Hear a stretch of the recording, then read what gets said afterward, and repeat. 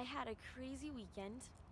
I just like spontaneously decided I wanted to go home. It worked out that I would be able to go home. I didn't make it for like what I had originally intended to go for, but I was like, okay, that's fine. Like, I'm sure I'm here for a reason.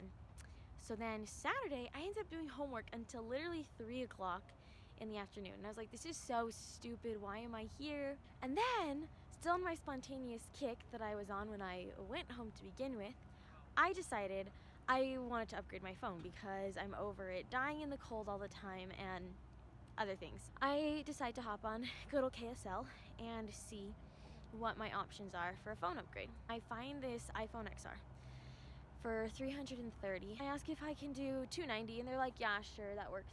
So we plan when and where to meet. I've done KSL buys before and I always go with my dad. When I've done it before, we've always met in a public place, but they sent their a home address and I was like, maybe I shouldn't, but I decided whatever, like, it's fine, my dad will be with me. So we scheduled this buy. We go to my brother's football game, and on the way to his game, I drop by the bank to pick up the money, because I don't carry that much cash around, or any cash really. And I go through the bank drive-thru ATM, and they don't have any cash withdrawal available. So I'm in a rush. I go across the street to the Walgreens, and I go to the ATM there, and I pull the money out. Then I go to my brother's football game. I like made sure my car was locked. I had this weird like random moment where I was like, oh snap, like what if someone stole my money? After the game, yeah, I was like, okay dad, like we gotta go pick it up. Do you want to take my car or yours? Because he drove separate from me. He's like, oh, we'll take my car. So I run and I grab the money and we hop in his car. So there my dad and I are. We have driven to the address and we pull in front of the house, and when I looked at the address originally, like a couple different destinations pulled up on Waze, so we used Google Maps, it got us there or whatever, but I just wanted to make sure we were at the right place. So I texted them and was like, hey, like we think we're here. There were a couple different addresses. We go knock on the door, we ring, we knock again. The KSL seller still is not answering. Go to the car, I'm like bugged, and ask him like, okay, so like, are you here? Are you coming? They're like, oh yeah, I'm coming out. And so we're waiting for a minute, and I was like, I really just don't think they're coming. So I messaged, just like, hey, like, I'm a college student, I don't have time for this. Is this a scam? And at that moment, my dad in the driver's seat, because we're just sitting in his car right now, he's like, hey, like, did you check when the seller account was created? Because that's like a good thing to do. I was like, oh, no, I didn't. So we pulled up the KSL listing, and we check, and the account was created this month.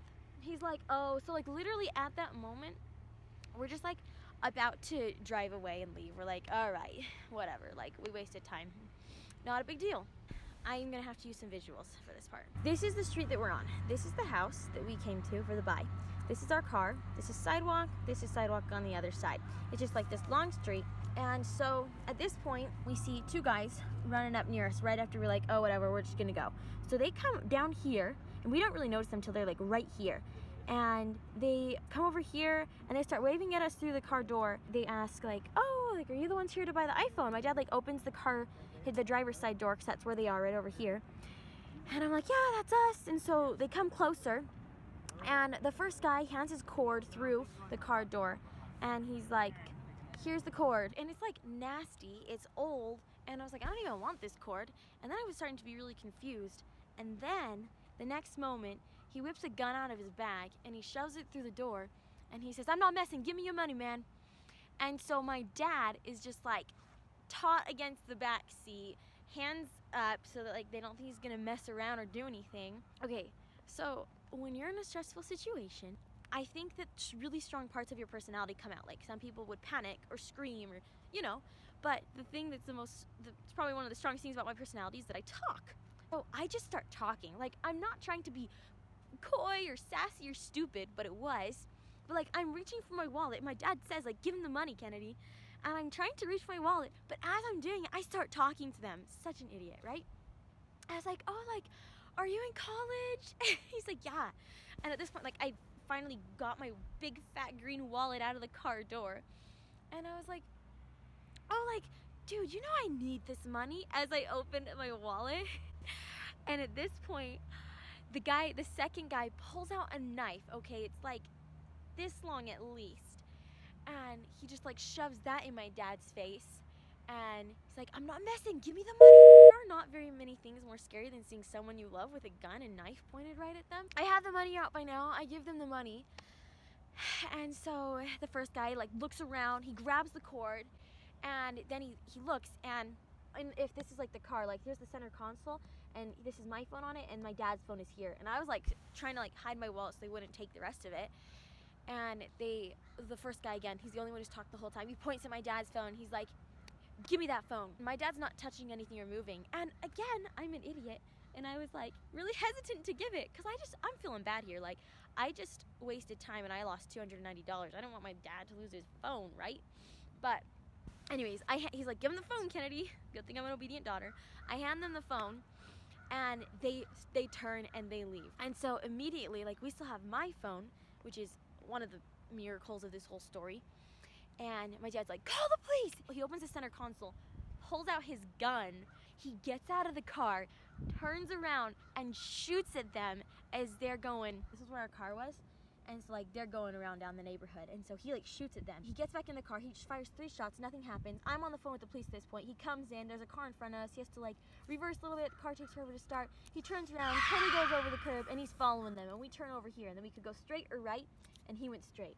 So now we're like in this chase, we're chasing these guys, and a neighbor comes out of their house on the street that my dad turned down, and they like can tell we're looking for him, right? And they don't know who the good or bad guys are, which is kind of scary if you ask me, but they point and they're like, they're in the backyards over there. And so apparently they're like hopping fences in between the backyards, in between these 2 streets. We're just like driving up on the phone to the police, like, yes, this is our address, get over here, blah, blah, blah. My dad sees them hopping between the fences, so he gets out with his gun again. And he tells me to hop in the driver's seat. I'm still on the phone with the police. He goes after them. He doesn't shoot at them or anything. Because, I mean, they're in people's backyards now. It's kind of dangerous. He's a responsible shooter. My dad was a Marine, and he was going to be in the LAPD. Like, he's got this, concealed carry permit, everything. Then my dad gets back in the car, I get back in the passenger seat, we turn back around, we go back to the street where we were originally on, and there's a police car there. And so my dad like puts his gun down, he's not stupid, he very cautiously exits the car, communicating with the police officers he does. We find out later that somebody had called in that someone in a white car was shooting at people, which was not false. So like the police officers don't know who the good guys or bad guys are either. We start talking to them. Apparently my dad's phone, we see it on the ground. So like another miracle. My dad's phone is there, they dropped it, they left it. It looks like the officer's car though, like he almost ran over it. So we're good there, we're talking, whatever.